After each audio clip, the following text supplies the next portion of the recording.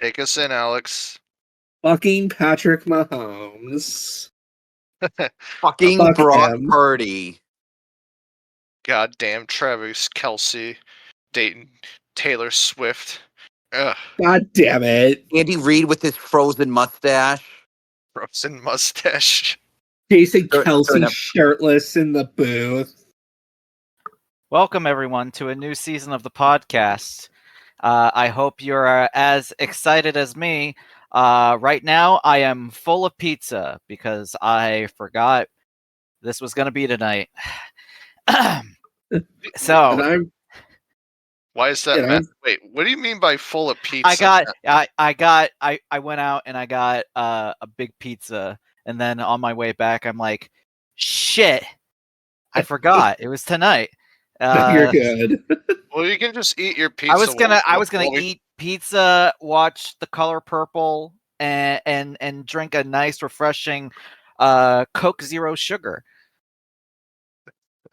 Well, I'm sorry that we disturbed your perfect evening there, Matt.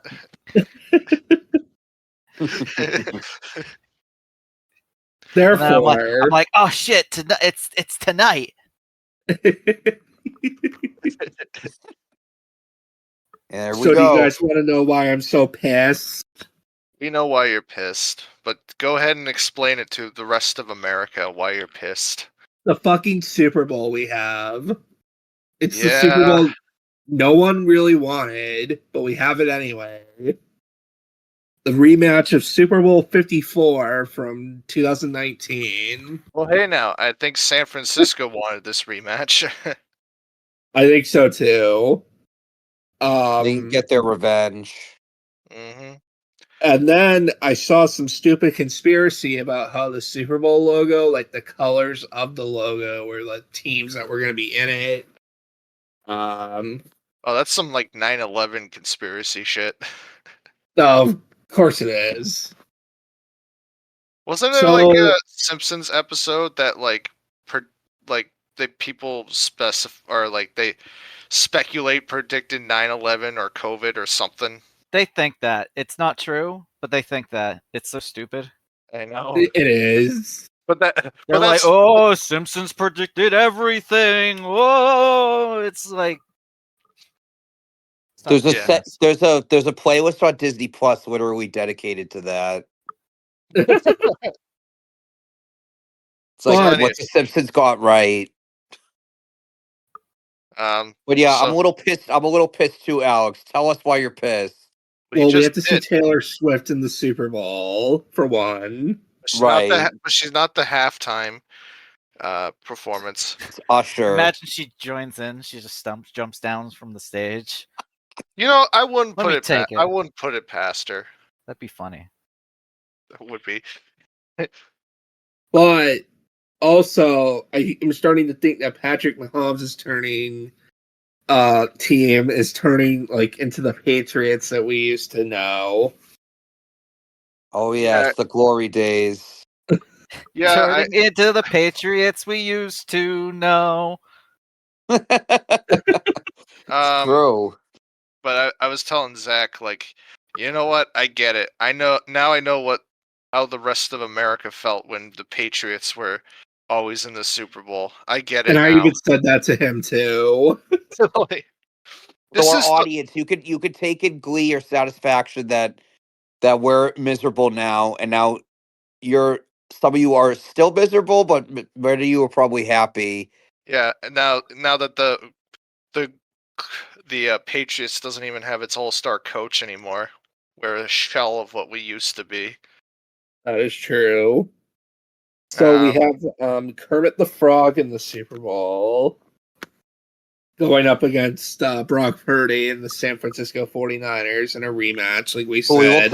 He looks like a little kid, Brock Purdy. No, he does. He got a purdy mouth.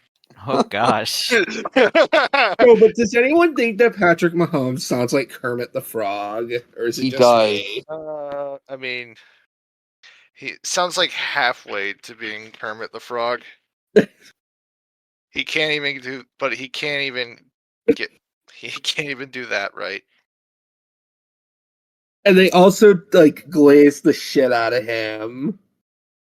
The worst victim of that is Chris Collinsworth. Thank God he's not calling the Super Bowl. I know we got Tony Romo. Fuck that guy. Oh, damn. But my final score is San Francisco 31, Kansas City 21. That's what you think it'll be, or that's what you're praying for? Oh, a little of both. Okay. I'd like San Francisco to win, but I kind of think the Chiefs will win again. If they do, they'll be the first back-to-back champions since the Patriots, actually. Yeah. Over 20 years ago. And ironically, they beat the same opponent for the second time, too, in the Super Bowl. Since what, the Giants beat us twice? Oh, yeah. So not only would it be back-to-back victories, they would have beat the same opponent twice in the Super Bowl. Oh, yeah. Yep, that's true. I think it's going to be the score. I'd like it San Francisco to win, but I mean, I could see the Chiefs winning also, but I'll say 34 San Francisco, 24 the Chiefs. But I also feel like the refs are going to help Kansas City win because I think I know because they did that last year. Like, yep, they did. Oh my god! And the Chiefs are even like hotter shit this year because Travis Kelce is smooching with Taylor Swift now. So everybody's all about that now. It's And not then even they're about football. and then they're like, oh, we're the underdogs. We're the underdogs. And I wanted the Eagles who the to hell win is saying last that? year. And of course, they didn't. Right. But the last few years, the team I've rooted for, minus the Buccaneers a few years ago, has lost. So hopefully that doesn't happen again. Last year I rooted for Philly, they lost. The year before that, rooted for Cincinnati, they lost. Yeah, I know. That's it. Man. Yeah. This is also, by the way, this is like the fourth time the Chiefs have been in the Super Bowl in like 5 years. Yeah, the only other they haven't been in the Super Bowl twice in the years that Patrick Mahomes has been a starter. The first time was when he lost to the Patriots in overtime, and then Cincinnati 2 years ago. Yep. Also, this is just a petty gripe, but like, I'm really annoyed that we're gonna be watching two teams that whose jerseys are dominant by red fighting at yes, I noticed that too. Like that's just yeah. That's I know do they not have like an alternate color jersey like when they're yeah, they should. They should. Team? I know basketball does. Oh, but if you're the designated home team, you get to choose what color you want to wear. No, so I thought the home team plays with their like home jersey, and then the other one designated as the away team plays. Because it's at a neutral location, the designated home team gets to pick what they wear. Oh. So and it's in Las Vegas. The City of Lights. God, people are going to lose so much money that night. I don't know. I can only imagine how much money is going to be lost. That's why I don't do stupid shit like that. Why you don't play at DraftKings? No. But watch the Super Bowl on February 11th to hear Tony Romo glaze the shit out of Mahomes again. One other thing I want to mention: what movie trailers do you guys think will drop during the Super Bowl? That's always a pretty big deal. So I know this is out because the trailer dropped yesterday during the games. So let's rule out Despicable Me 4 because the trailer dropped yesterday. Right. Should we rule out all the movies coming out in February? Yes. So it would just be like Maybe like March, April. Spring stuff, Spring stuff, maybe Or- June. Probably summer stuff, actually. Yeah. We'll probably get one for Furiosa, hopefully. A new trailer, maybe? Yeah, that's the only one. And maybe like a full Apes trailer. Maybe. Yeah. Maybe a trailer for a business. I know it's on CBS, which Paramount, they're related to Paramount Pictures. So I'm wondering if we'll get like the Quiet Place movie that's coming on. I wonder if we'll get a trailer for that. Huh. What about What's Inside Out 2? Oh, probably. Oh, yeah, new trailer for Inside Out 2. But didn't that already have a trailer drop? It's got a but teaser. it'll probably have a new trailer, I think. Yeah, I'm thinking like another trailer. Oh, yeah, like it's called A Quiet trailer. Place. A Quiet Place Day 1. So there could be a trailer for that, I guess. Yeah, because usually the movies that are going to drop the trailers for on the Super Bowl, they always like have it like a teaser trailer, like drop 2 weeks earlier. I know, a trailer for the trailer. Yeah, basically. There's been a trailer for Imaginary Friends, right? Yes. When we saw Mean Girls, Alex, remember, I think they was a trailer for that. Yes, I remember that. They could do that too, because that's Paramount. They'll probably do the fucking Garfield movie. Oh no. Oh yeah, probably. Probably too early for. It says Transformers 1. I think that's that animated Transformers that they're doing. Yeah. Or too early for Deadpool that. 3, maybe. Oh yeah, maybe a Twisters? teaser for Deadpool 3. Oh wait, what about Pussy Island? Pussy Island? No, I'm looking at IMDb and it says there's a movie called Pussy Island. Sorry. Oh my god. No, I don't think Pussy Island is gonna be one of the trailers at the Super Bowl. There's something that tells me. Do you think in for the Super Bowl of 1983, do you think they play the trailer for Octopussy? Probably not. Oh man, I don't know if you already said this. Did you say maybe would they do another Dune trailer? No, I haven't. But I don't know.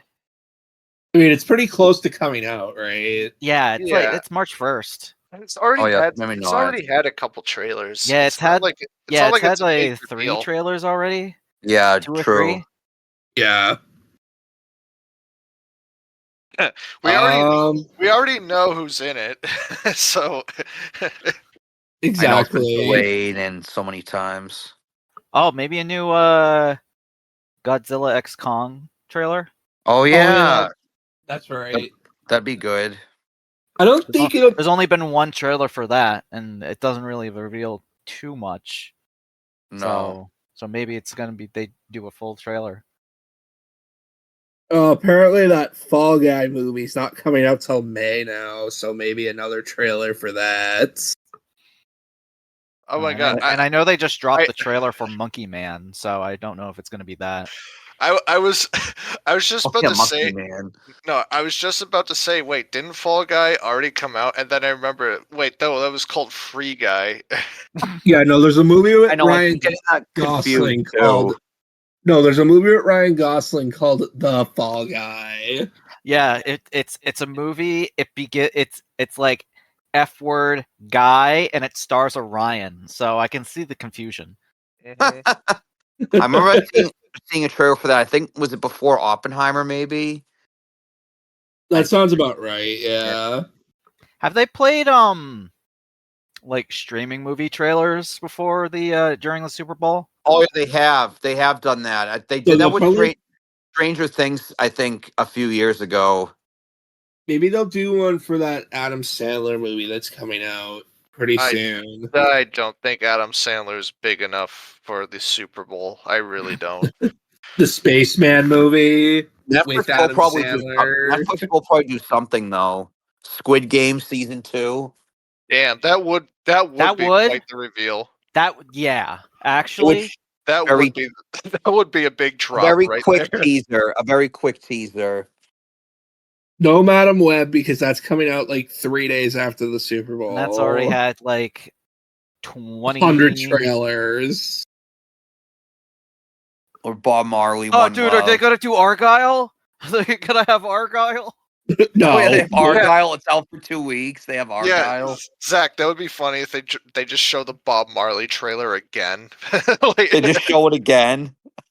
Did they show it at the game last year? I can't remember. oh no, but like I've seen that Bob Marley trailer like 6 times now, like just from the going to the movies. Yeah, Yeah, no, that's I've because seen the it was same going to come thing. out in December, and then they just pushed it back, and then they're like, "Yeah, we might as well just keep playing it. I mean, people aren't going to get sick of it, right?"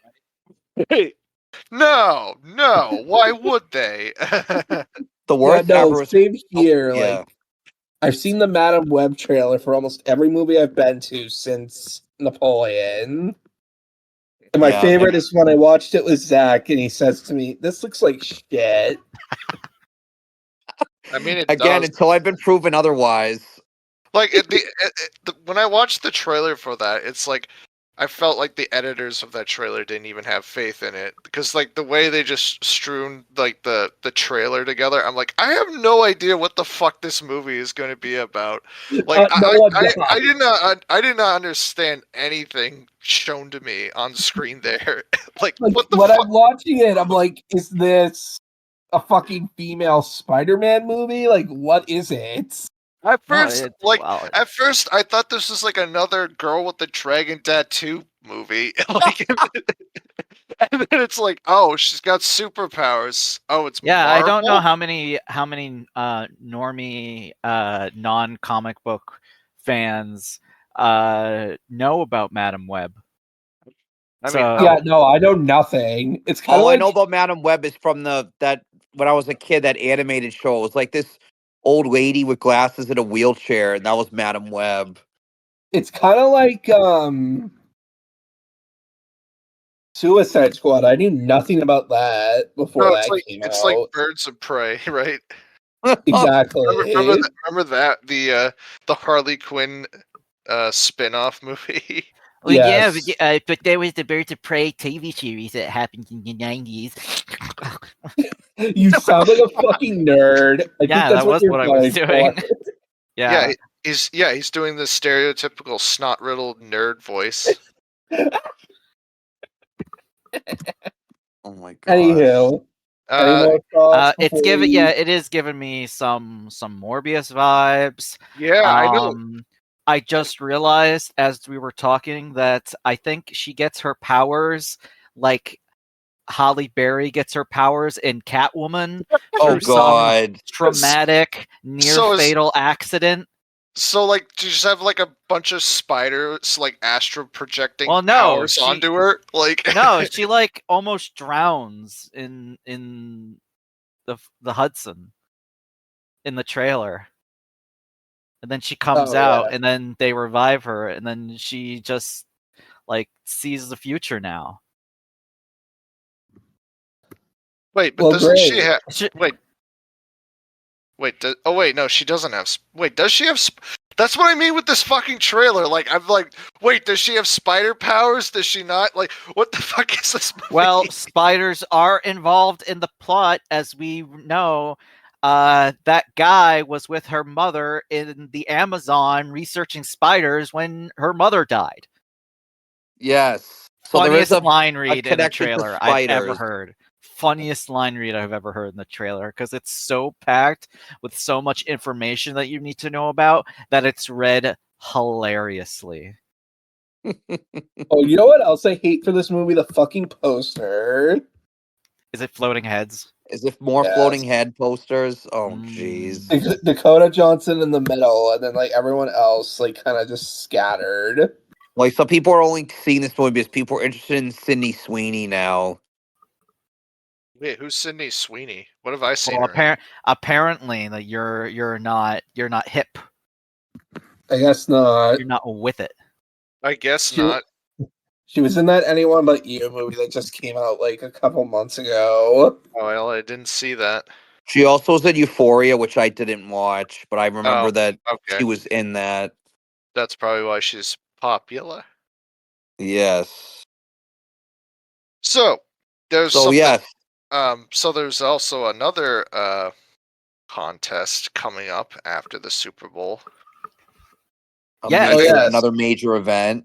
Yes, a major event in the movie category. Not as popular as the Super Bowl, but still gets just as much hype. It does. Stop blue balling me here. So the Oscars have released their nominations for the next Academy Awards show. Oh yeah, let's go! Woo! I'm excited. All right. You guys excited? I'm excited. Oh yeah, I'm excited. I know Matt said this is one of the strongest lineups for a while. Whoa! It is. Damn. That was the pizza. We'll do Best Picture last, I think. Okay, obviously. so I have. Sorry, I don't want to step. I want to do Ben's thing.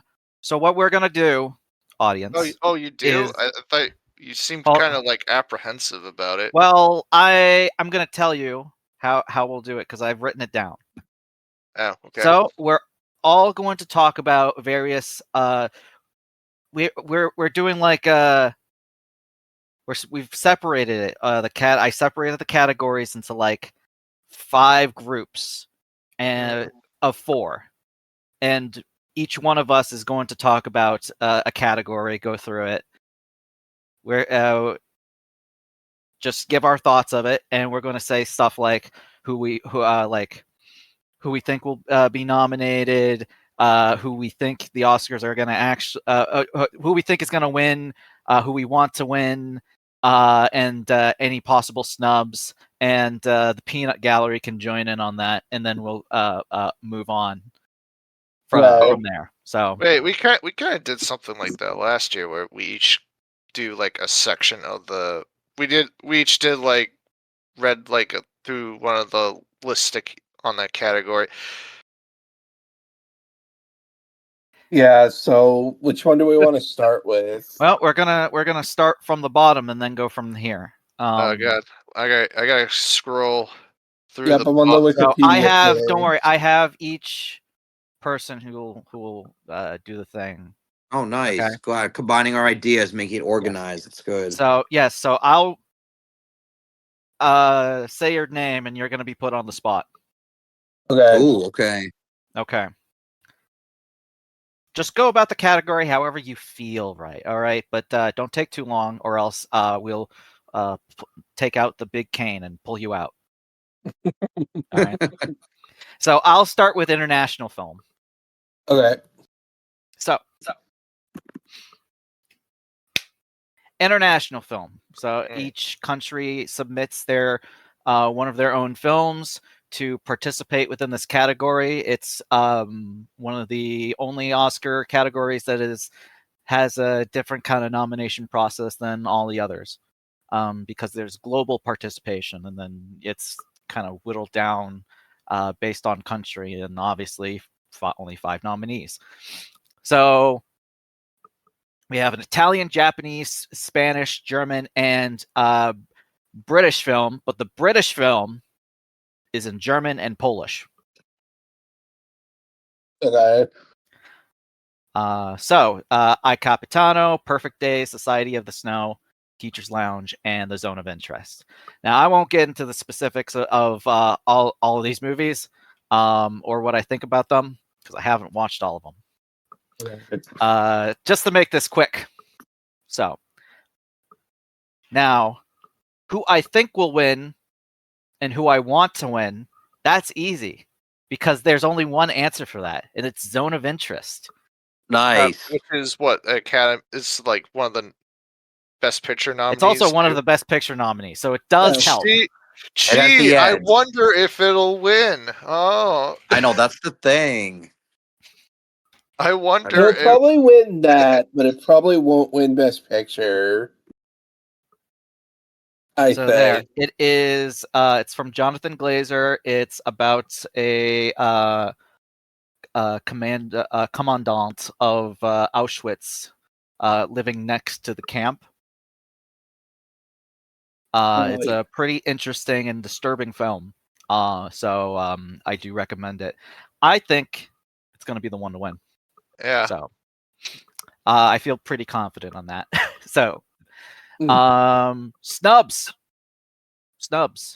It was a big controversy that France decided to go with The Taste of Things, which is a cooking movie with Juliette Binoche, over the more popular Cannes winner, Anatomy of a Fall. But they were like, they talk in like German and English a lot in the movie, and we feel like if we talked more in French, we would have nominated it for our category. So, but big missed opportunity because Anatomy of a Fall, as we'll go into, played big in the Oscars this year. So, yeah, you can't feel too bad for it. Can't feel too bad. No. The thing I'm torn up about as a snub is Fallen Leaves not getting nominated. Oh yes, The I heard good things beautiful about Fallen Leaves. sort of Yeah. romance comedy from Finland. I'm not going to say the director's name because I'm gonna fuck it up. But Okay. it's a Finnish movie about romance between two adult individuals in the modern age. So it's one of my personal favorites from the year, and I'm sad that it didn't make the cut. It was on the short list, and it just barely made it. Oh well. So, Any that you think should it be there? Or are they all pretty worthy? they all seem worthy. I really need to see Perfect Days. Teacher's Lounge should be out soon, and Perfect Days should be out anytime after February or March. And I Capitano is not out yet. That should also be out in March. So Nice. kind of wish they came out earlier. So if you want to see Zone of Interest, check your local listings, because I know I went up to Boston to see it with our friend Mike. Oh, yeah, nice. It's not in a lot of made a nice day out of that. Yo, And- Mike's alive. What's up Yes, with he's Mike? alive. He's doing good. Should tell him to come on Thursdays once in a while. Don't worry, I will. And if you want to see Society of the Snow, it is on Netflix. Yeah, Good, check 'cause that one out, because that I've one's a been good one. looking for movies to check out on streaming Yeah. services. I know, me too. It's a thriller. It's a survival thriller. Based on Yeah, a true I want to story. see that one too. Yeah, and sort of real whiplash for that director to come from Jurassic World to that. World to Society of the Snow. Oh wait, no, Fallen good one. Kingdom. Excuse me. I was about to say Colin Trevorrow directed a Spanish No, film. J.A. That is quite the J.A. Bayona. Okay. So yeah. All right. Now to do best documentary. Ben.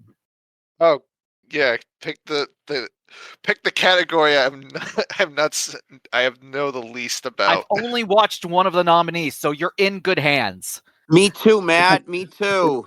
All right. It's probably the one? same one. Yeah, I think we watched the same one. Okay, so documentary feature. We have Bobi Wine, The People's President, The Internal Memory, Four Daughters, To Kill a Tiger, Days in Mariupol.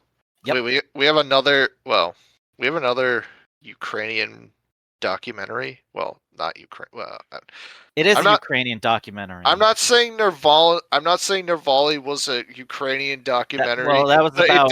It definitely felt very.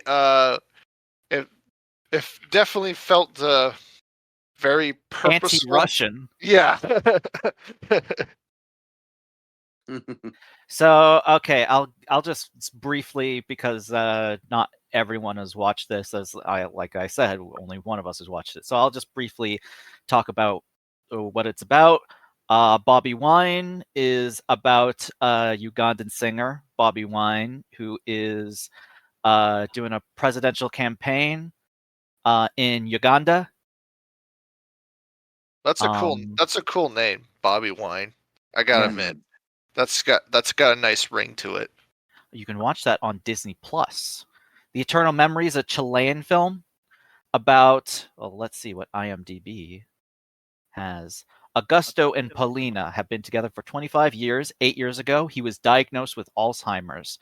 Both fear the day he no longer recognizes her. So it's a sort of about a relationship between two individuals, one of them having Alzheimer's. Four Daughters is an Arabic film. After the two daughters of a Tunisian mother disappear, the filmmaker invites a professional actresses to compensate for the loss. Okay. It was also on the short list for international film. To Kill a Tiger is... The film centers on a family in India who are campaigning for justice after their teenage daughter was brutally sexually assaulted. Oh, okay. I thought for a second this was like an Indian family just calling for justice against an literal tiger. And 20 Days in Mariupol is a documentary film about the siege in Mariupol during the Russia's invasion of Ukraine in 2020. I thought it was a really good documentary. I mean, horrific, obviously, imagery, but it was very good. I liked it. All right, Ben.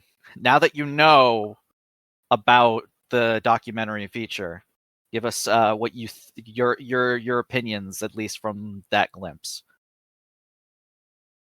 I mean, my opinion. I mean, internal memory, Four Daughters, To Kill a Tiger. Those are such generic names. 20 Days in Mariupol is the only one I'd be like sort of interested in, just because it's a very topical subject. Is Bobby Wine like is he like a controversial figure in Uganda? Is that why they're making a documentary of him? Like, or is he just like? Well, like I said, he was just a singer. a guy? He was a singer before becoming a politician, a musician. Okay, I mean, Ronald Reagan. And then he was also arrested by the government of an- Uganda. Ronald Reagan was an actor before he became president. He was also placed under house arrest by the government of Uganda, and he has protested his arrest. Interesting. Another topical. I think I've too. seen a trailer for the Bobby Wine documentary. I just do you know where? I know Bobby Wine's on Disney Plus. Oh. Eternal Memory and Four Daughters, I know, are streaming. I don't know specifically where. I know To Kill a Tiger is streaming via some Canadian government website. So probably can't be able to stream that. I know, and I also know that 20 Days in Mariupol is also streaming. Zach, where did you watch it? I watched it on PBS. There you go. Thank you. Oh yeah, it was a PBS. Was it a PBS funded documentary? Was it? Yeah, it was a PBS funded documentary. Yeah, like a spinoff of like their Frontline series that they do. Okay. So you can probably find it on there somewhere. I mean, it's another service. I don't want to pay for a subscription just to watch something. Fair enough. I'm tired of everything being a subscription. Like everything. Do you want the streaming subscription bundle? We call it not cable.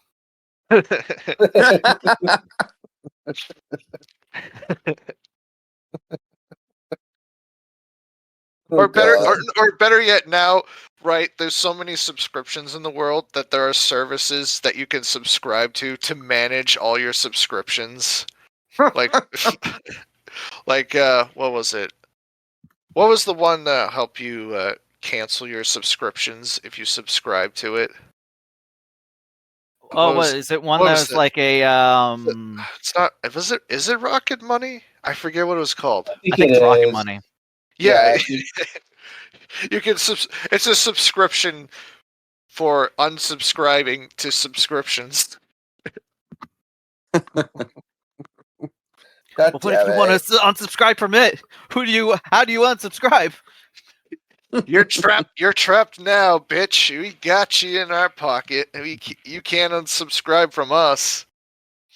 All right. So, what do you think you will win? What do I think will win? Yes. Mhm.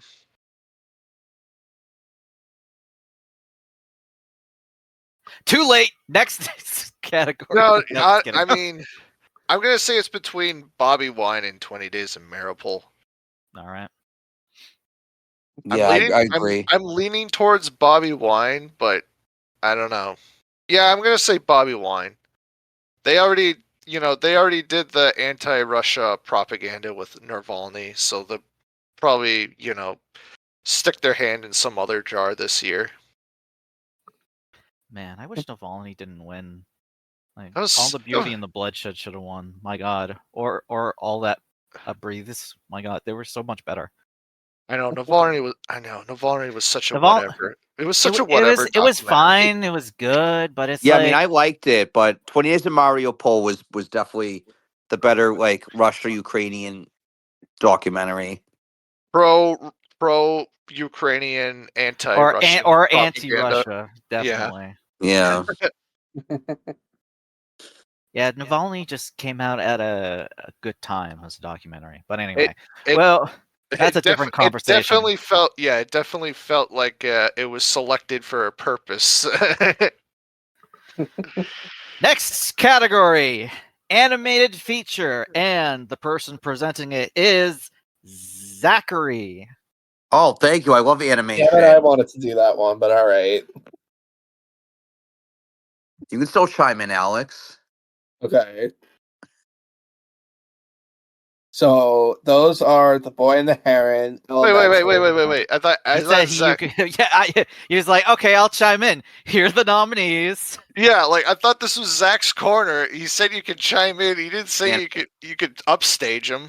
I wanted to read the nominees. God damn it. Well, then it's your corner, and Zach gets the next category then. But if you don't want animated feature, then let Zach do it. Fine. Go ahead. No, if you really want it, Alex, you can do it. All right, so we have Flip the a coin, friendo. We have The Boy and the Heron, Elemental, Nanoma, Robot Dreams, and Spider-Man Across the Spider-Verse. Should and Will is Across the Spider-Verse. We don't have to talk about that much more. Well, but I think Boy and the Heron could. I mean, it's also Spider-Verse won an Oscar. Miyazaki won an Oscar. It's two big contenders going up against each other. It's like the one year where the Pixar movie isn't the obvious winner. Well, last year Pixar movie didn't win. Who was it last year? It was Pinocchio last year. Yeah. Mm-hmm. No, Yeah. what I was saying is it's like a Pixar movie is nominated this year and it's not the obvious choice. Okay, so like yeah. Miyazaki is one, the Spider-Verse is one, Netflix won last year. Pixar won a bunch Pixar's, of times. yeah, so it's got to be Robot Dreams then, right? Yeah, Robot Dreams. Hell yeah. We go, Robot Dreams. All right, and if you want to watch any of the nominees, I know where's Spider-Verse streaming? I know that's on Netflix. So is Nimona. It's a Netflix exclusive streaming film. Elemental is most likely on Disney Plus, and Boy and the Heron is not out on streaming yet, as far as I know. So it came out in theaters in December. It's still playing in some theaters. So it should be playing in some theaters. And Robot Dreams is going to be playing, I don't fucking know. Neon is occasionally bad at releasing movies and marketing them, even when they look I'll say I've never heard of this movie before. Yeah, it's a French film, but it's not it doesn't have any dialogue, so it's not like It's about a dog, an anthropomorphized dog living in 1980s New York, who buys and builds a robot to be his friend. So I'm kind of glad this got in. I like when quirky like animated movies like this get in. I was surprised Nimona got in as a nominee. yeah, I was thinking Wish was going to get in for a second there. Oh Or yeah, the Super Mario Brothers movie, although that didn't get good reviews. Oh yeah. no, but that made bank at the box office. Yeah. Yeah. I don't know. Yeah. As beautiful as Spider-Verse was to watch, it kind of only felt like half of a movie. So I'm kind of not rooting for it this time around. Well, there is a part 2. We just don't know when it's coming out yet. Yeah, well it's probably going to be that's my like in point. 5 years. Yeah, well that's my point, Alex. I don't Shut think up. it was. Damn, you saucy. Alex really wants Spider-Verse to win. No, he was sassing me. Oh. All right. So Zach, do you want to do best visual effects? Yes, one of my other favorite categories. Yes, I will do that. So the nominees are, it's actually pretty strong this year. We have The Creator, Godzilla -1, Guardians of the Galaxy Volume 3, Mission Impossible Dead Reckoning Part 1, and Nope, Napoleon. it's just Dead Reckoning now, I guess. Yeah, well, well, that's just on streaming.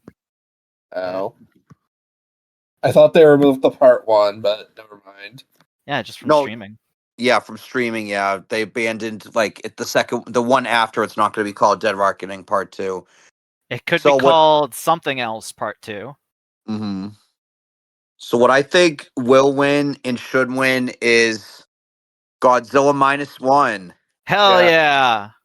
yeah. Godzilla's first haven't even- nomination in 70 years. I haven't even seen the movie yet, and I think it's gonna win. Yeah. Yeah. I do think that The Creator could also have a chance, but I think it should be Godzilla -1. Marvel always loses this category, so it's probably not Guardians of the Galaxy Volume 3. They have good effects, but I mean, there's nothing about Guardians 3 that's better than the previous two or any other Marvel movie. I was Right. surprised Napoleon got nominated for this one. I was a little too. I mean, they were good, but they were good effects. It's just not, just not that many. Right. And Mission Impossible probably more for its stunt work. I think that's also a first for that franchise, a first nomination. Yeah, and it had to be this one that gets the nomination. This Mission Impossible. This is the one Okay. This is the one I definitely think. All should right. not So be on for this. the audience, if the audience didn't know, so if you watch last episode, you know that he talked about how he didn't really care for Dead Reckoning.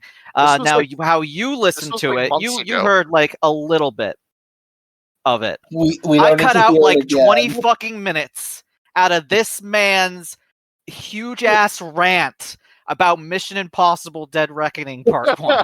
He talked about it for a long time. Way too long for the episode. The episode could have been about 3 hours, the length of Mission Impossible Dead Reckoning Part 1. I swear to Christ. Anyway, wait, I didn't realize you had to cut out that much. I did.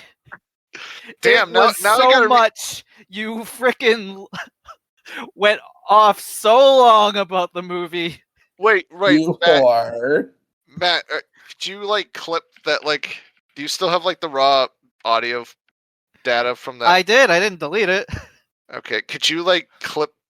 Are you able to like cut out the entire portion and like send me Sure. that audio? I'd love to hear my mad ramblings now that it's been like 5 months since I've seen the movie, and probably about 4 months since I had that exasperating rant about Dead Reckoning.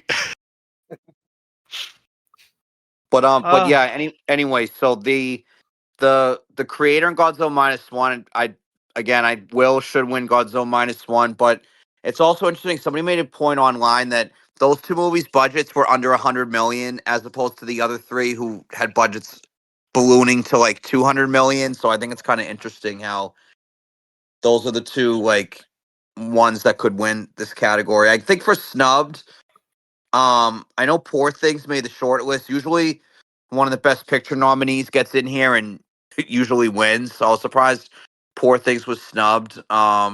Yeah, I think they true. all should be here. I think. I was more surprised Napoleon got nominated as opposed to I don't know one of the something else with like the bigger, flashier effects or something like that. Like yeah, Poor Things. like yeah. So wait, I do have a question for whoever did see Poor Things. It's like, were the effects good? As Zack kind of Yeah, I think so. It's a very it is a very effects heavy kind of movie, but it works like in tandem, like in the back of like the film. It doesn't like it works with the tone in the style of the film. What's weird is like before this movie came out, I saw the trailer. I'm like, this movie looks fucking weird. And then Yeah, the movie's weird. The movie's weird as fuck. And then I see all the nominees it gets. I'm like, oh, I'm intrigued. I want to go watch it now. At least in terms of like a visual style, you know, it's like it's like Tim Burton is very horny. To be fair, it is from a director that's a very normie way to put it too. So I think my description doesn't capture it very well. But the director has made some weird shit, like The Lobster and Killing of the Sacred Deer, and The Favorite. So he has done some weird shit. So hey, real quick, do you guys mind if we skip the shorts just to make this a little quicker? Oh yeah. We won't do the shorts. Like I said, I got like 5 separate categories, 5 separate 4 categories where each of us will talk about one. You know. So we just finished the first one of the 5. So let's move on to. So this will be sound, song, score, and production design. That's the next 4 we're gonna go over. Nice. Okay. All right. And to do. Matt, it's your turn. I might as well. I'm gonna do sound. All right. Okay. This year's nominees.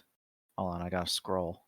Don't you just hate scrolling? I'm so lazy. I mean, I have it right here if you need me to read them. All right. The Creator, Maestro, Dead Reckoning, Oppenheimer, and Zone of Interest. All right. So for the one that I think will win, I think it'll be Oppenheimer. Agree. The one I want to win, I wouldn't mind Oppenheimer winning, but I would love if Zone of Interest won.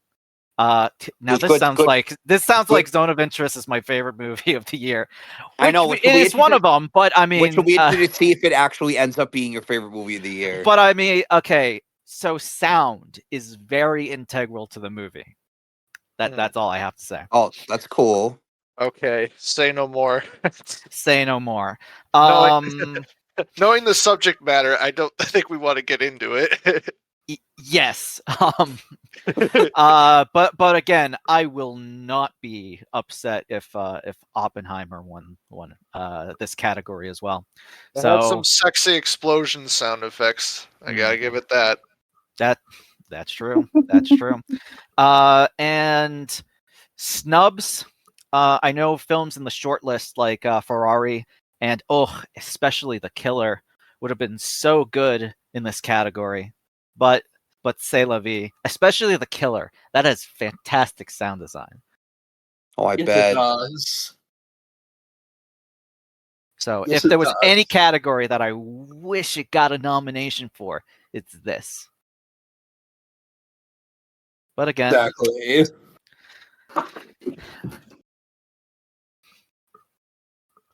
All right. So, and the category that Ben is going to do next is best score. All right, hold on. Let Take me it away. That's a good one. I like this category. Let me find it for. Okay, I found it. All right, best original score. Best original score.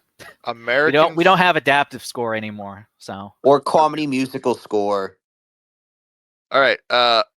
American Fiction, Indiana Jones and the Dial of Destiny, Killers of the Flower Moon, Oppenheimer, and Poor Things.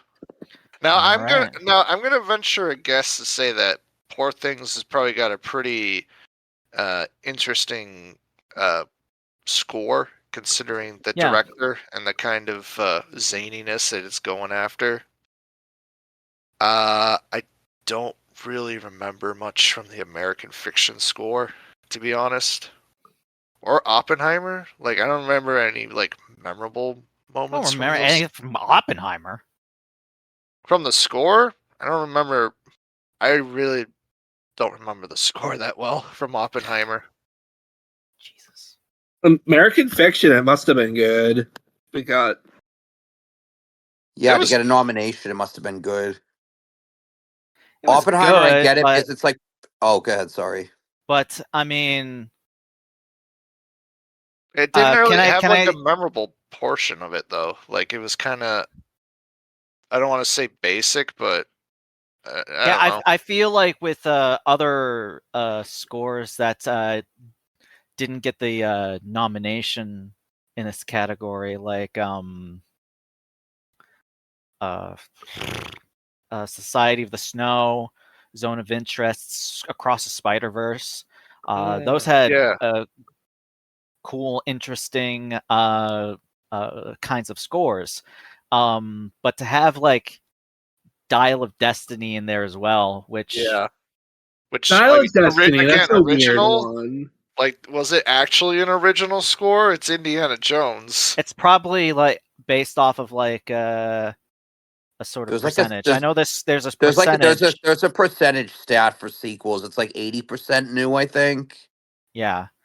Also, earning his 54th nomination at the age of 91, John Williams extended his record for the most Oscar nominations by a living person, Nice. Yay! and his record as the oldest nominee. So, 91. congratulations to him on this. But personally, I don't think it's the best one to get for her. I also thought The Boy and the nominee. Heron or Elemental would have Boy gotten and the Heron nomination too. Boy and the Heron didn't. Oh, it did. It was on the short list. Boy and the Heron also would have been cool of a pick. I'm gonna say now, like, without having seen it, I'm imagining once I do, I'm gonna probably guess Poor Things probably be my favorite of these scores. Yeah, no, I still need Again, to see Poor Things as well to make that again, judgment. that's just speculation. Right, because I know last year All Quiet on the Western Front won Best Original Score, and a lot of people didn't expect that to happen. No, I thought the foghorn sound effect was kind of annoying, to be honest. Okay, I saw that movie and I don't remember that. The main portion of the score. I'm trying to remember how it goes. Yeah, no, I just don't. That's the thing. I just don't remember how it went. That's all. All right. I mean it was an okay score, but I'm to win. Yeah, to That was win. weird. Do we want to move on? Yes. Sure. All right. For to bring us in with original song, Zack. Thank you. Yes, Best Original Song. Another one of my favorite categories. I like all these categories we're doing so far. Best Original Song, The Fire Inside from Flaming Hot, with her 7th consecutive nomination and probably another loss, Diane Warren. Wow, damn! Way to put her down. It's a joke that Diane Warren keeps getting nominated for this specific category and keeps losing. And keeps losing. No, I meant it as a compliment, Diane Warren. You're better than this. You don't need those fools at the Academy. Right, you have #1 hit songs. You don't need Oscars. I'm Just Ken from Barbie. It Never Went Away from American Symphony, which I thought was snubbed for Best Documentary. I thought that would get a Best Documentary nomination. It's Yeah, I about thought so too. It yeah, was weird. yeah, John That Baptiste. that Yeah. in the Michael J. Fox film. Oh yeah, still a Michael J. Fox movie. Yeah. I'm gonna pronounce this wrong, I'm sure. Wazi Hasi, A Song for My People from Killers of the Flower Moon. And What Was I Made For from Barbie. So I Okay. think what will win will be What Was I Made For from Barbie. I think that'll win. What should win, I'm sorry, but I think I'm Just Ken, just a more fun and better song. You don't More think up. you don't think I'm Just Ken will win? No, I think it's gonna be What Was I Made For. The Academy does at least they seem to like the more like somber, kind of like sadder songs. So I think that will win. But I'm Just Ken, if that didn't win, I wouldn't be like surprised. Trying to think for snubs in this category. I don't know if there was a ton of snubs. I mean, maybe the song from Wish. I Just Made This Wish. That was probably a snub. Um, I was happy to see the song from Kills the Flower Moon get in. That was nice. Yeah, definitely. And Flaming Hot was a good movie. That was about the Flaming Hot Cheeto. That's on Disney Plus and Hulu. American Symphony, I believe, is on Netflix. Kills the Flower Moon's on Apple, and Barbie's on HBO Max. We didn't forget Yeah. about the most egregious snub for this category. Dear Alien, who art in heaven from Asteroid City. Asteroid City, Oh yeah. yes, that was yes, that's right. That didn't get anything, I don't think. It was in. No. It was the short. It was on the short list for this category, and I was like, "Ooh, if they actually nominate it, that'd be so fantastic." It would Also- definitely piss off our friend. For All one. right. We're not going to talk about Michael Scott. And Dance the Night Away, Dance the Night from Barbie was also snubbed, but that was shortlisted. Yes, it that was. was a fun song and a fun scene. Okay, now Alex will bring us to production design. All right, I have to fucking find it. Okay, there we go. I know. I'm putting you guys on the spot. It's keeping you on your toes. Yeah, All right, baby. so we got Barbie, Killers of the Flower Moon, Napoleon, Oppenheimer, Poor Teens. Okay. It's pour on the ting. Yeah. So I'm gonna go off and so Poor Things is the only movie in this category that I have not seen. So I can't really say if that will win or not.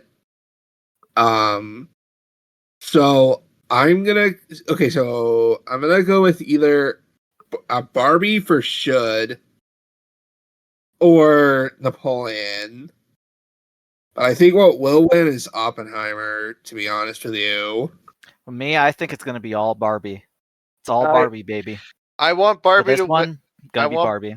Yeah, Makes I want sense. Barbie. Makes the most sense. Yeah, I want Barbie to win, and I think it will win just because, like, I mean, Although Poor Things is gonna be like a good contender for this category as well. Yeah. I The mean, technical categories for Poor Things, definitely. I mean, Napoleon had a good production too. I think Barbie's is just more. I think because it's the Barbie film. I mean the sets that they had to build for this thing are. Barbie Land alone. They I said that know. they said there was a shortage of pink paint in the world because of Barbie. Oh, yeah, no, then I'll give it to that then. For that alone. All right, section 2 is over. Now we're on section 3. So we're it's going to be the last of the sort of below the line categories, and so I will go over editing. So I gotta find it. all right, Anatomy of a Fall, The Holdovers, Killers of the Flower Moon, Oppenheimer, and Poor Things. Now, who I think Oppenheimer might get this, but I also wouldn't mind if Killers of the Flower Moon got this. Thelma Schoonmaker has gotten her 9th nomination for film editing with this category. Oh, that must be a record. Yeah. So Thelma could have cut the movie by half an hour, but Damn! Whoa! Damn, Alex. Jesus Christ. Whoa, shots fired. But I will say I'm happy about the nominees for Anatomy of a Fall and Holdovers for this category. Those are very so I wouldn't mind any of these winning, but my money is on Oppenheimer. yes, Right, there we go. Here. There we I'm go. sure you know, Matt, about my short and to the point thing about this category. There we go. I'm gonna say Oppenheimer probably will win. I don't know. I really couldn't tell from this list who I think I'll have personally think should win, because I've only seen like 2 of the 5 movies. Gotcha. So, Plus, I know there's been Matt probably knows, you guys probably know not really as much anymore, but it used to be a big correlation with Best Picture and Best Editing. Mm-hmm. But we'll get to that. We'll get to that. But you guys probably weren't expecting spoil me. it. We'll get to that. You guys probably were expecting me to roast Thelma. Don't roast Thelma. Sorry, I roasted Diane. So listen, you can roast Velma, but you can't roast Thelma. All right. All right. All right. So next we have. Don't roast that. She did Raging Bull, so come on now. All right, next category. So we're gonna have Ben again do makeup and hair. Can you do my makeup and hair? yeah, let's go, Ben. Do her makeup and hair. All right, makeup and hairstyling. Golda, Maestro, Oppenheimer, Poor Things, Society of the Snow. There we go. Well, I'm surprised Barbie's not on this list. I was surprised about that. Was it on the short list, Zachariah? I think it might have been actually, yeah. Interesting. And also the Iron Claw was on there too. I was surprised that wasn't nominated. That got goose egged, which I was pissed because that was a great movie. That's a really good movie. I think, geez. Actually, no, Barbie was not shortlisted. Oh, my bad. Yeah, it was Beau Was Afraid, Ferrari, Golda, Killers of the Flower Moon, The Last Voyage of the Demeter, Maestro, Napoleon, Oppenheimer, Poor Things, and Society of the Snow. Wow, that's surprising. And no, the Iron Claw either. Interesting. Weird. Yeah. Actually, Anyway. well, it's too late now, but I'm gonna say Poor Things. I think that's fair to say. Yeah, I mean, like I said, I can't judge it. I'm not judging it because I haven't seen it yet, but once I do, I could say that. I also think it could be Maestro too. Maestro. Although I do remember there was this whole controversy. yeah. It's like, the makeup that Bradley Cooper's wearing is anti-Semitic. What? Who cares? They gave him, the guy playing a Jewish man, a large nose. How could they have done this? That was the controversy. Of course, nobody talks about that now. All I hear about the controversy is people saying Maestro is mid AF. It wasn't, but we'll get to that. We'll get to that. We'll get to that. Any other thoughts? So, yeah, I think Poor Things is probably the one that's going to win. Yeah, I mean, Society of the Snow was interesting, and I don't think it's going to be Golda. No, although It's a movie where Helen Mirren plays Golda Meir. You guys remember when Suicide Squad won in that category? Yeah, we're not going to talk about it.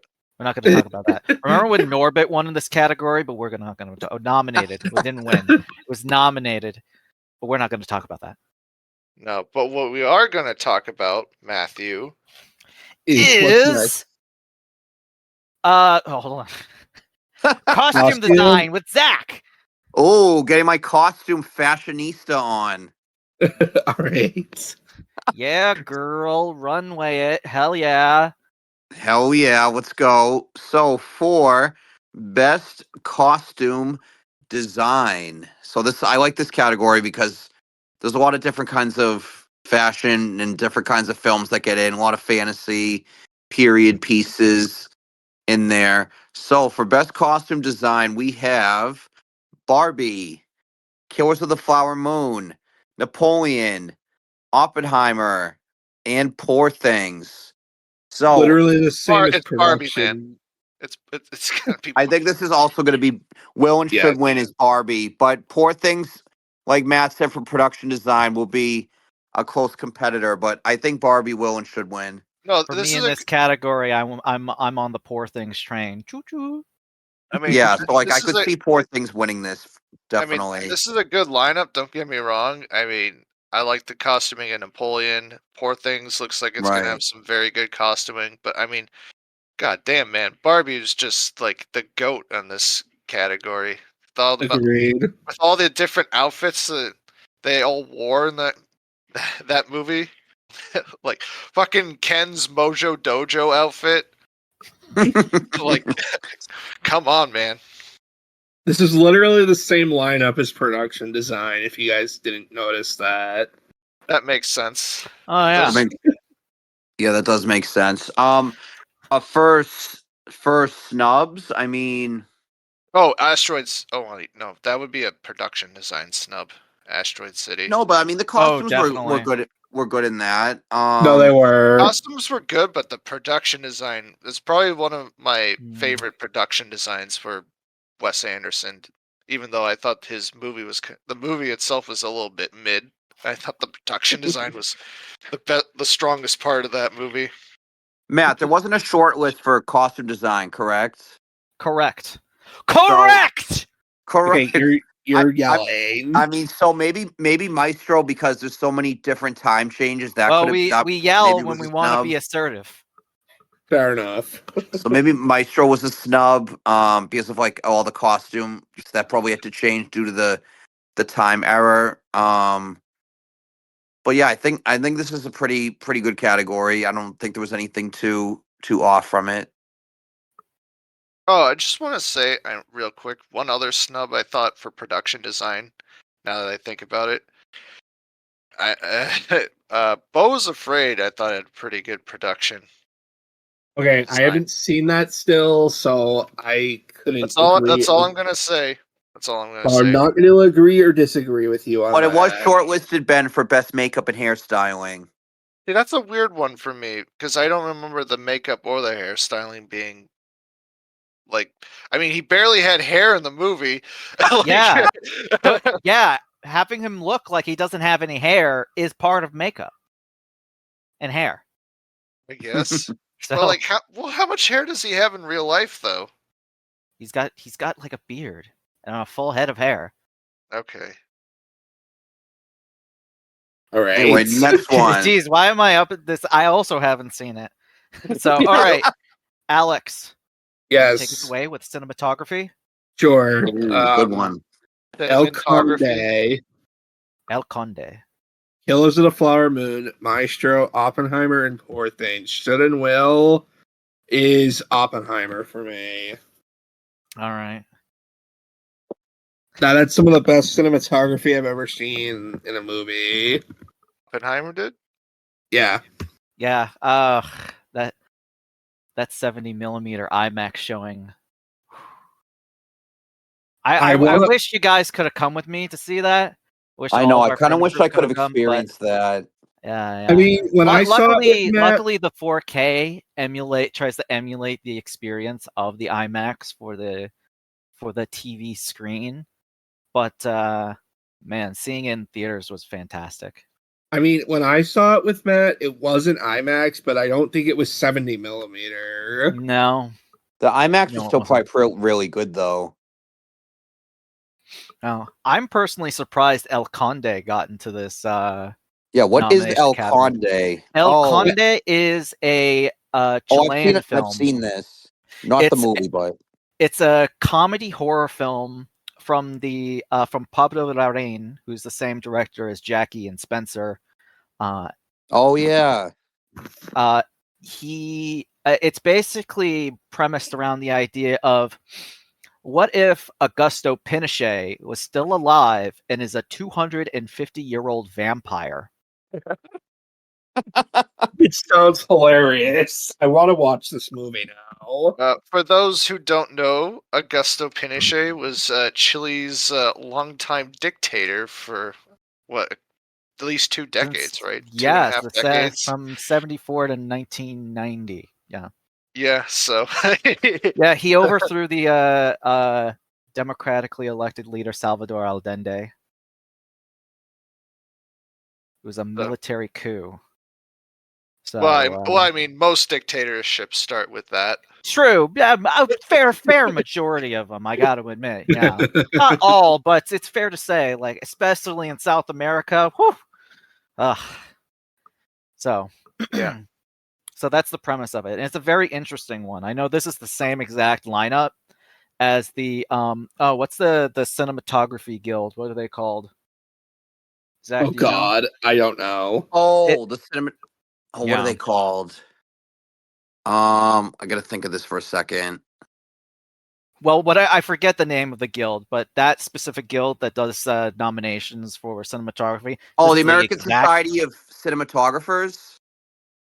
Yes, this is basically the exact same lineup as that. So yeah. And it's not a bad lineup either. So yeah, I do kind of okay. Now this is gonna sound like me beating a drum, but Zone of Interest, I do think did get snubbed as well. I read the Wikipedia page on Zone of Interest, and the way that Jonathan Glazer described wanting the cinematography for the movie, he said he said the approach was Big Brother in the Nazi house. Oh God. Which is the funniest way to describe Zone of Interest. Yo, we got Big Brother up in this Nazi house, boy.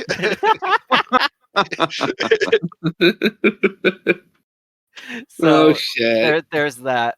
All right. Can I just say one snub for me? Agree or disagree? I don't care, but I don't know. I was impressed by the cinematography in Napoleon, and I don't know. I was too. I would have liked to have seen it on this list. Me too. Yeah. If there were ever a thing I wanted to see it nominated for this year, it'd be for this and for costuming. That's all. I mean, the way those sex scenes were shot were so beautiful. Oh my God. Oh, just the shot of Napoleon barking like a seal for Josephine. Oh, immaculate. That wasn't in the movie, but that's not that far off. But from what Ridley Scott was implying with the it's in the 4-hour cut with the little weird Frenchman. All right. So category. So section number 3 is done. We're doing section number 4, which is screenplay and the supporting roles. All right. Now, original screenplay. I'll take it away. Original screenplay. Right. Okay. We have Anatomy of a Fall. Yeah. The Holdovers. Maestro. May December. And Past Lives. Mm-hmm. Okay. Can I say this? In my predictions, my yearly predictions for the Academy Awards, 5 out of 5 this category, and I'm so fucking proud of that. Nice, Matt. All right, now what do you think will win, and what do you think should win? What I think, I want to say, what I think should and what I want to win is the Holdovers. Yes. Because I think it's such a strong fucking element of the film, the screenplay. But a huge contender is Anatomy of a Fall, which had won the screenplay award at the Golden Globes. It did. So that's going to be a big contender as well. So, I'm still gonna go with Holdovers. Me too. Past Lives would be good, and May December's only nomination at the Oscars this year for original screenplay. Kind of wish that it got other things, but this year it had it's pretty stacked in original screenplay. I mean, these are all good, but I'm gonna go with the Holdovers too. I want to go with Holdovers. I feel strong the way about that the writer wrote penis cancer was just Mwah! That was like the single best insult I've heard in a movie all year. Yeah. It was so good. But we'll get to Paul Giamatti later on. We'll get to penis cancer in a little bit. Get the penis cancer. All right. To do adapted screenplay, Ben. Okay. Now let me find it. Oh, there it is. Adapted screenplay. American Fiction. Barbie. Oppenheimer. Poor Things. Zone of Interest. Whew. That's this is a good lineup. Yeah, this is pretty stacked. I don't know. Yeah, screenplay was stacked this year. Even though I've only seen 2 of these nominees. And it's missing Killers of the Flower Moon, but who's one to judge? You don't sound salty about it. I'm not fucking salty. I mean, it could have won this category hands down, but it's whatever. You sound pretty salty. I'm not fucking salty, but whatever. I'm currently reading the book it's based off of too. The book's pretty good. Anyway, I'm surprised. Should and will win, Ben. What do I think should win? I think. Oh man. See, I can't judge for Poor Things. I don't think Poor Things. Well. Yeah, no, I can't judge for Poor Things either. I'm gonna say I think what I think I feel will win is Oppenheimer, just because I feel like that's pretty safe for the Academy to pick. And also because of Christopher Nolan's approach, like writing part of the movie in first person and then writing another part in third person was a big element for the rollout for the movie.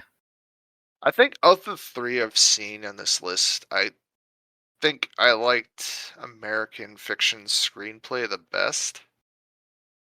Oh yeah, that could win. Barbie was good, but it was a little chaotic and hard to follow at some points. I think American Fiction is the one I'd like to see win the most. Imagine Noah Baumbach winning his first Academy Award for Barbie and then having to go up there. That'd be awesome. With Greta Gerwig, and then she's happy, and he's just sad as he usually is. Oh yeah, if we want to talk about snubs, we'll get into that later. Yeah, I want to do Best Supporting Actress for that. Well then. Oh, you're actually written for Supporting Actress, so you're good. Well then, let's not hold him back. Let's get right into it. But in the meantime, for Supporting Actor, we have Zack. All right, supporting actor, which I think is pretty strong this year. Mm-hmm. Sterling K. Brown for American Fiction, Robert De Niro for Killers of the Flower Moon, Robert Downey Jr. for Oppenheimer, Ryan Gosling for Barbie, and Mark Ruffalo for Poor Things.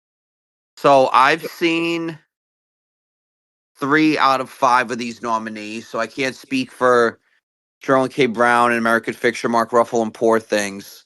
So of the 3, the will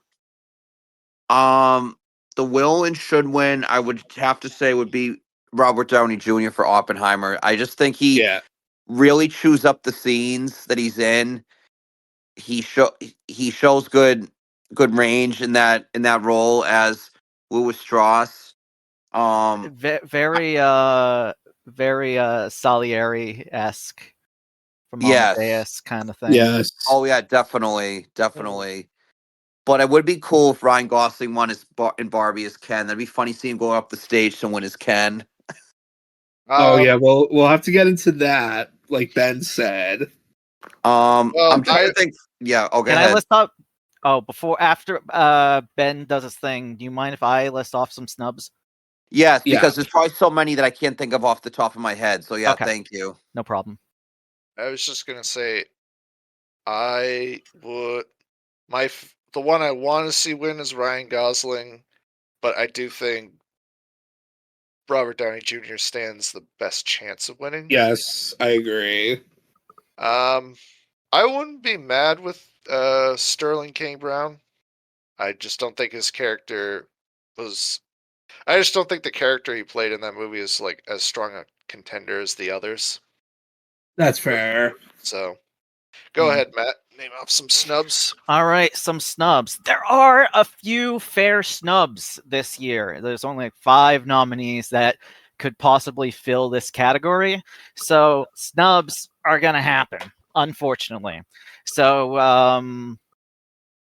Dominic Sessa, his first ever role for the Holdovers. Oh yeah. I thought I usually the Academy likes the young actors getting nominated. Yeah.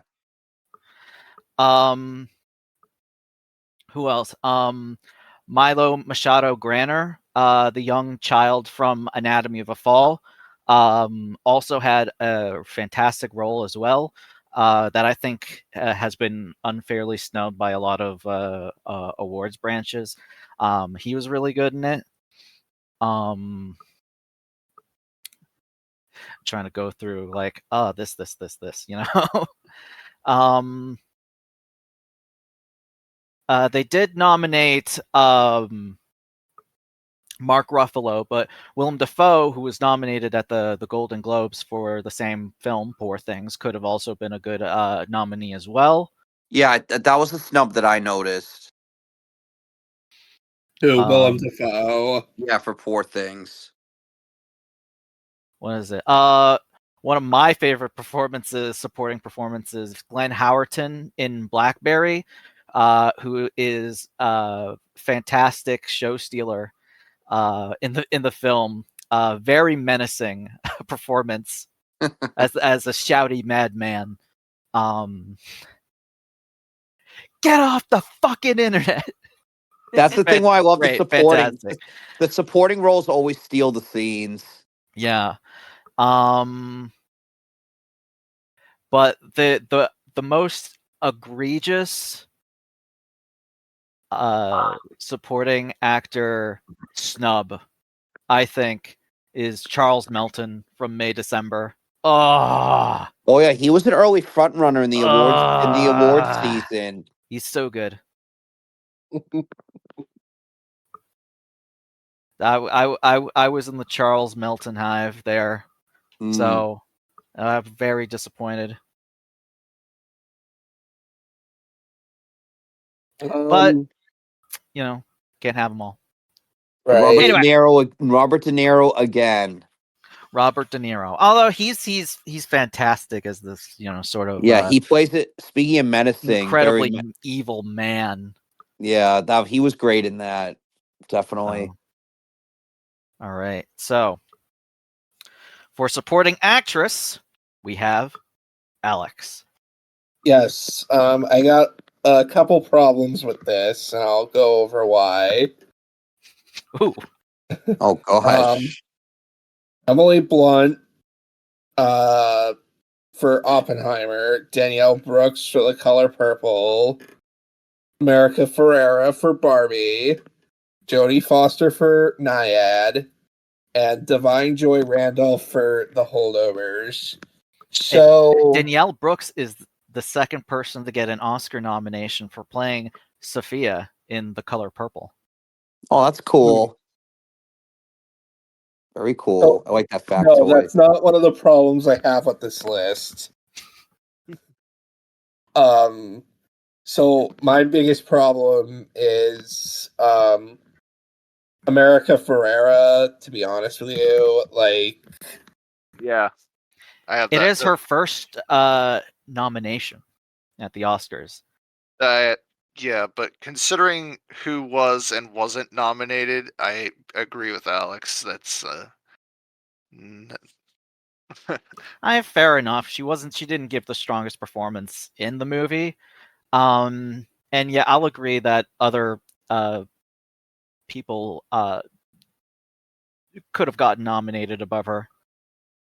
She did have that good monologue that probably got her over the edge. I think that's what did it for her performance was the monologue.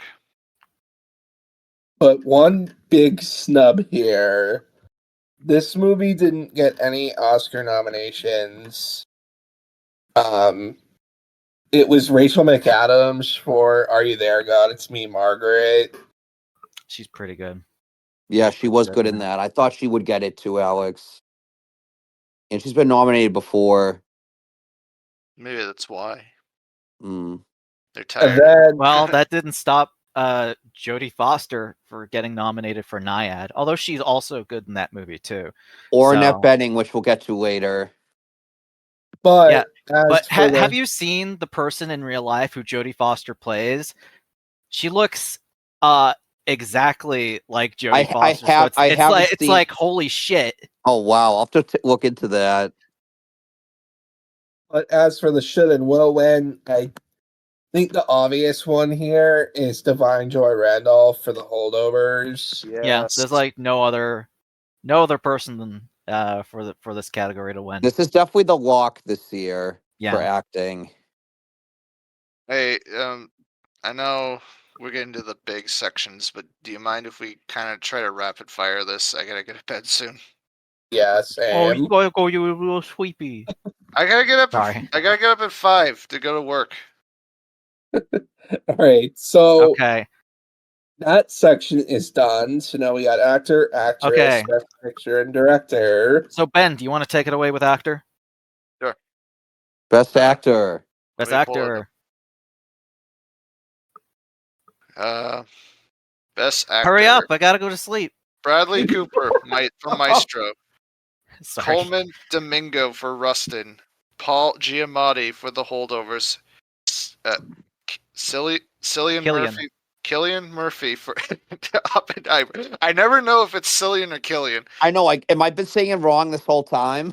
No, you know what? I knew it was Killian, and then people started putting doubts in my.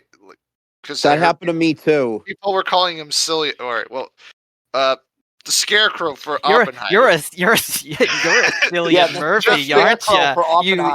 You silly Cillian Murphy. Jeffrey Wright for American Fiction. All right. I think it's between Jeffrey Wright and Paul Giamatti. Personally, I think it's between Cillian Murphy and Giamatti. Cillian won the Golden Globes. Paul Giamatti won at the Golden Globes and the Critics' Choice. I don't know if it's going to be a total lock for Giamatti yet. I'll just have to wait for the SAG Awards. So whoever wins at the SAG Awards might tell me who, and that goes for who actress wins. too. Yeah, it will tell me who wins at the for the Academy Awards, because if Giamatti won both the Golden Globe, the Critics' Choice, if he wins the BAFTA and the SAG Awards, it's like, okay, it's a no-brainer. Well, I think I think personally Giamatti will and should win, but he does have some stiff competition. Yeah. Yes, he does. This isn't a bad lineup, but of course there's going to be snubs as well. I was surprised. Do you want me to go into snubs? Yeah, you could do it quick. I was just going to say Coleman Domingo's nomination was a surprise. Yeah, he is the first openly gay man playing a gay character in the movie to be nominated for Best Actor at the Academy Awards since 1999, when Ian McKellen played James Whale in Gods and Monsters.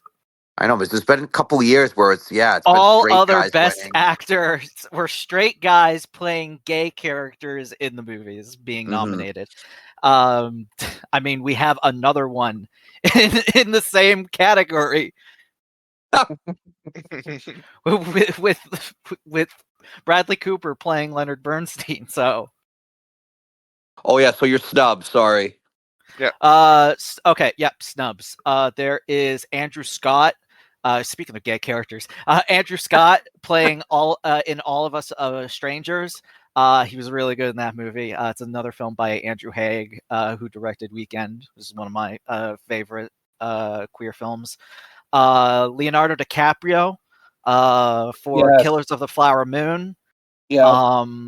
Playing probably the dumbest and most evil man in a Scorsese film, probably. Yes. Zac Efron in The Iron Claw, also really good. Man, it's like watching him in The Iron Claw, and then you're like, man, he's just come a long way since, you know. We're all in this together. You know. And Dirty Grandpa, that shit. Yeah. He's come a long way. He's come a long way from his Ted Bundy days. Exactly. It was 3 years ago. 4, but I get what you mean. Close enough. Yeah, but who's counting, right? Who's counting? Who's counting? I guess. Actress? Yeah. There's just a couple of snubs. So, Best Actress, Alex. Okay. So we got Annette Bening, Lily Gladstone, Sandra. I'm gonna fuck this up. Hüller. What? Hüller. Sandra Hüller, Carey Mulligan, and Emma Stone. Biggest snub right off the bat, Margot Robbie. Yeah, that was definitely very controversial. Like, it really blew up, that whole controversy. But and another category, which we're going to get to probably next. I mean, who's gonna win? I don't. Hold on.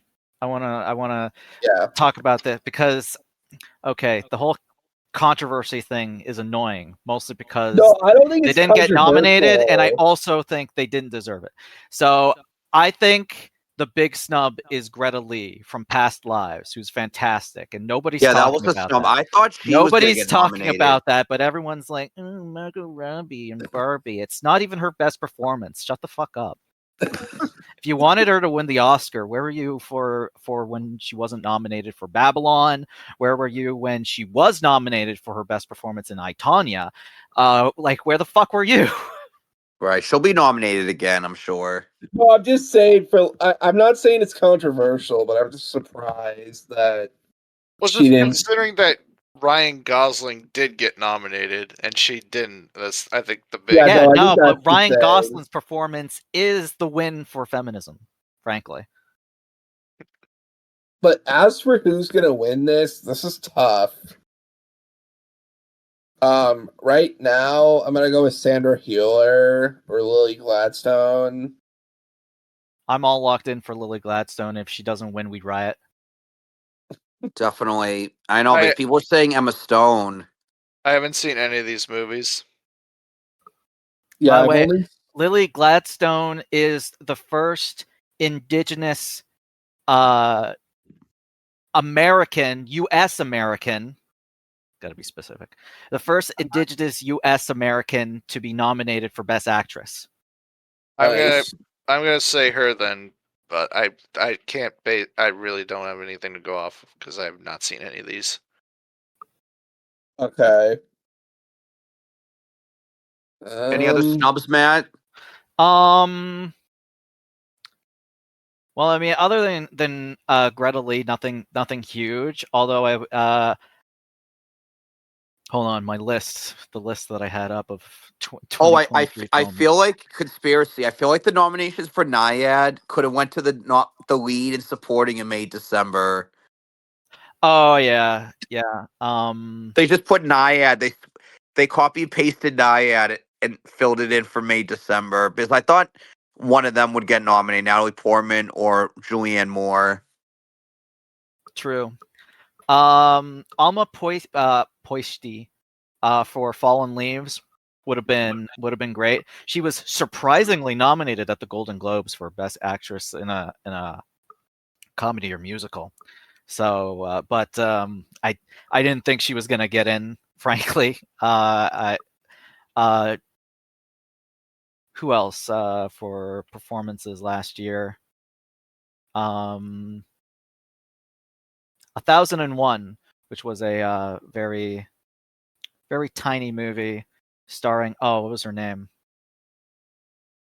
Oh God, I don't remember. Starts with a T. What is it? I don't know.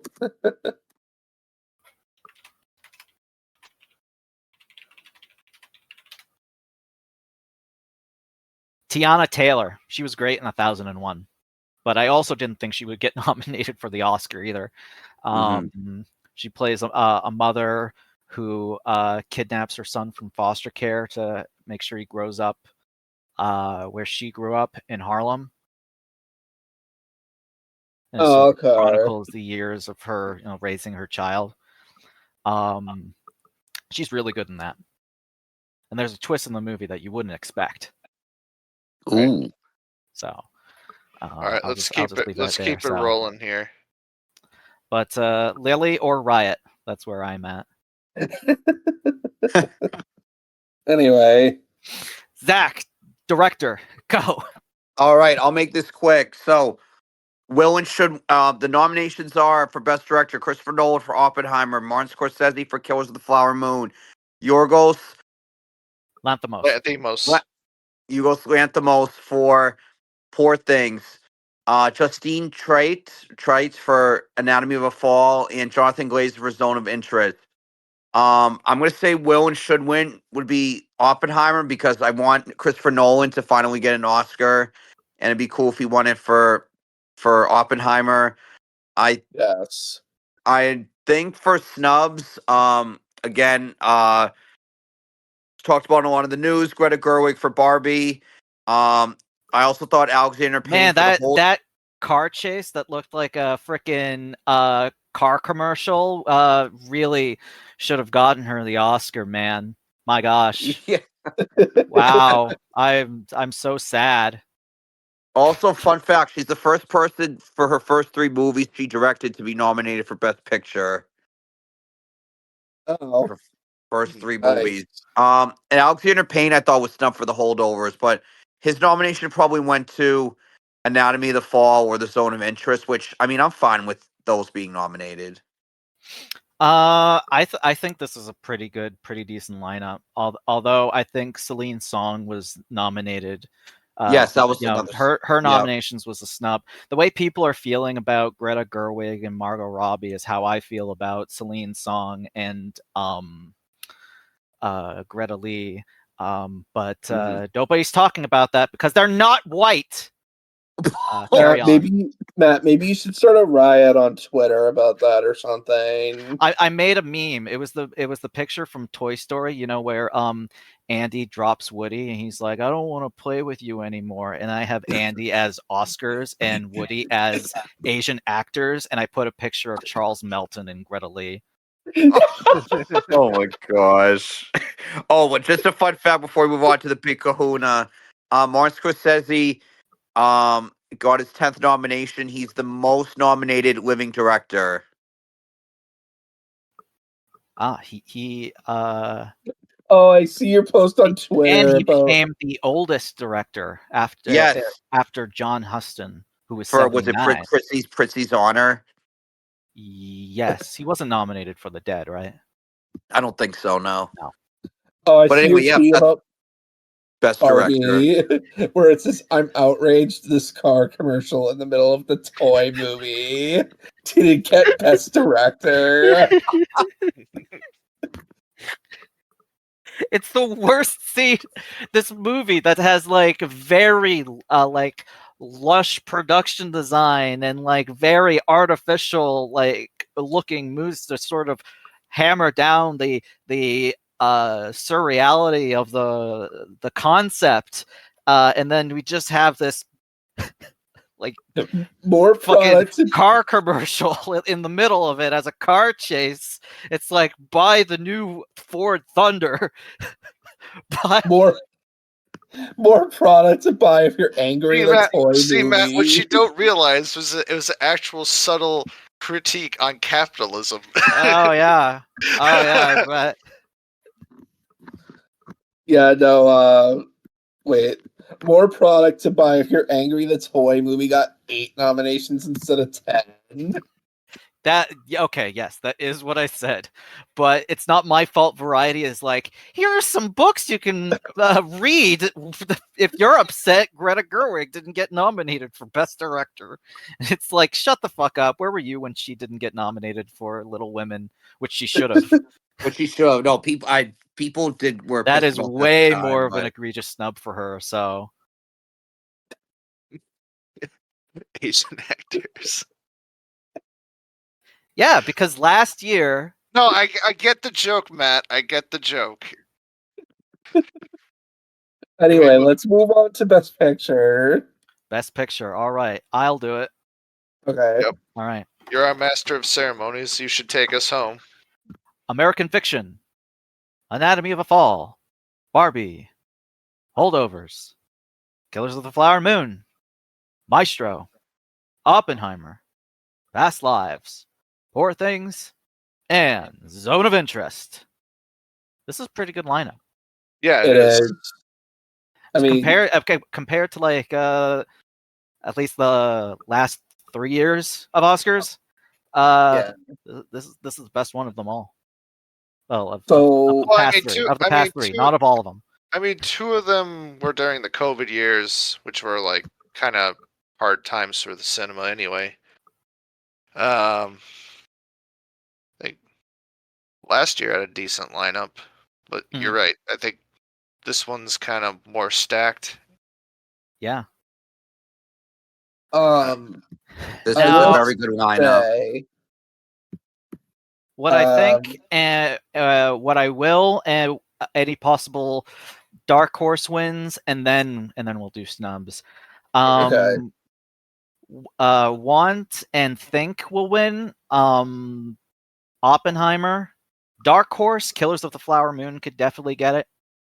I wouldn't be surprised if it was like, oh, they give Christopher Nolan director, and then it's Killers of the Flower Moon for picture. Wouldn't be surprised about that.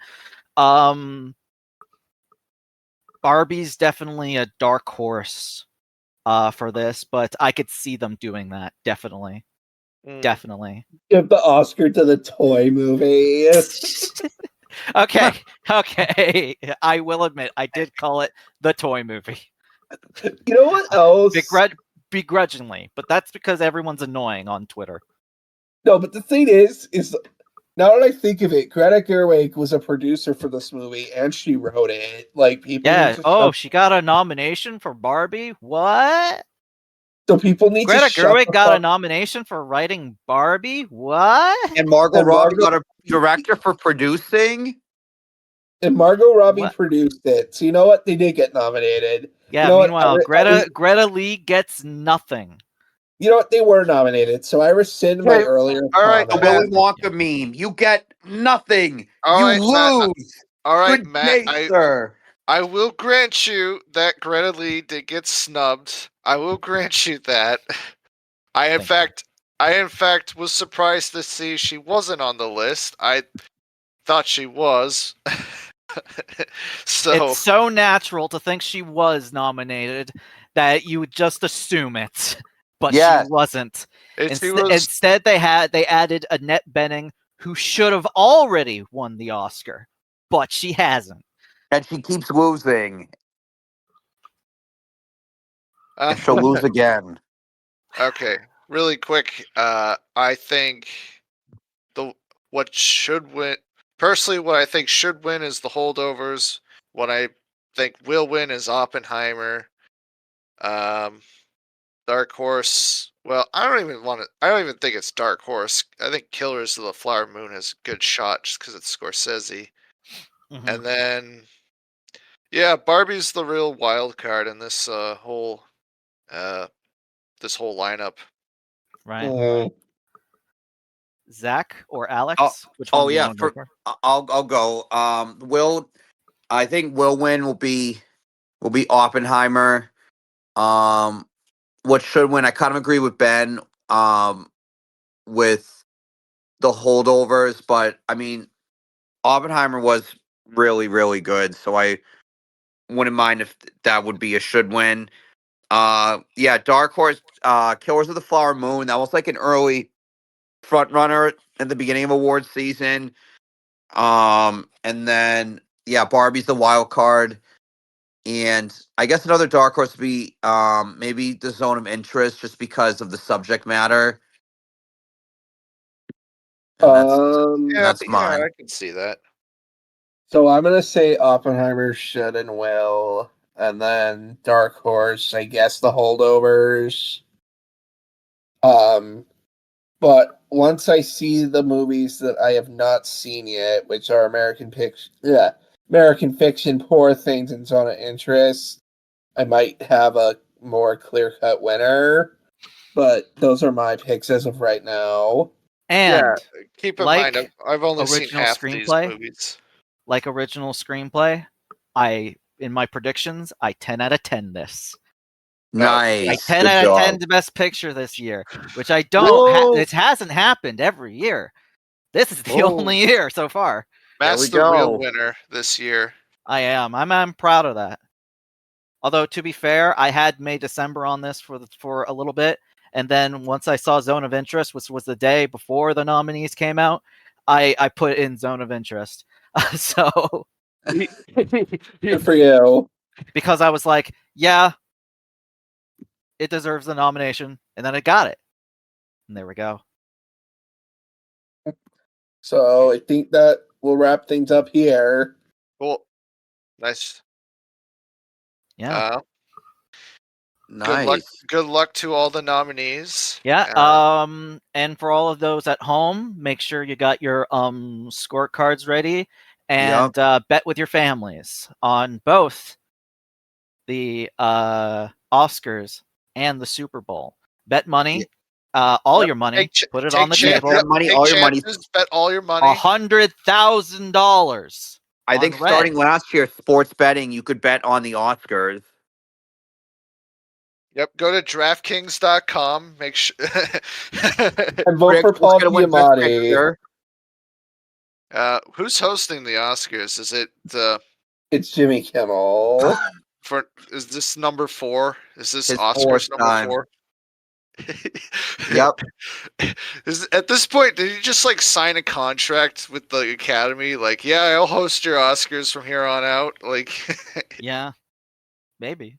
Yeah, I guess keep the consistency with having him keep coming back. And the Oscars are March. They should have John Mulaney. That'd be I'd good. I'd watch it if it was John Mulaney. So the Oscars are March 10th, 2024. Oscar Sunday. What day is the Super Bowl again for all of our lovelies? February 11th. Also about a month in between each. Yep. Oh yeah, it's a leap month. It's a leap year this year, so not both on the 11th. So wait, that means it's 29. February is 29 days. It will be February 29th. Yep, this year. Oh boy. Oh boy. So hopefully we get to. There's a podcast near there, and we'll definitely say happy birthday for all you 29ers out there. Yes. Yeah. It doesn't happen every year. You either celebrate it on the 28th or the 1st of March. But today, you actually celebrated on the day you were born. Congratulations. Well, wait, what if there was like a fucked up family where it's like they had one child born on the 29th and they only have you can only celebrate it on that day. You are still 8 years old. Shut the fuck up. They only get a birthday every 4 years. I feel bad for those people. This is the only way we get to not pay for You're like, you'd be Roller like, coasters. I'm 5, but I'm really 20. No, you're 4. So like every 4 years, you like jump. Your age jumps by like 4 years too. So it's like you're 8. So like you're 4 for 4 years, and then you jump to No, 8. imagine it's just 1. It's just 1. You're like 80, and you're like, I don't know how the math would be like, but imagine you're 80, and you're like, I'm 20. Well, it'd be By 4. it should be 20 years old then, because it's 80 divided by 4. Oh, hey, look at that. I was right on the math. I'm 20 years old. Sure, Grandpa. All right. Good night, lovely. Okay, yeah, Good night, lovely audience. Enjoy the Super Bowl. Yep. Sweet dreams. Sweet